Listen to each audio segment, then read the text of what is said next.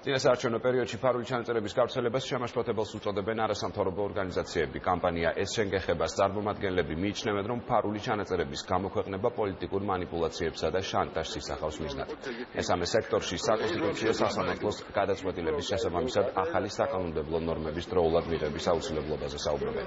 არასამთავრობო ორგანიზაციები მიიჩნევენ, რომ ფარული მიყურადების ეგრეთ წოდებული გასაღები დამოუკიდებელ ორგანოს უნდა გადაეცეს, რაც ხელისუფლების მხრიდან უკანონო მოსმენას გამოიცხავს.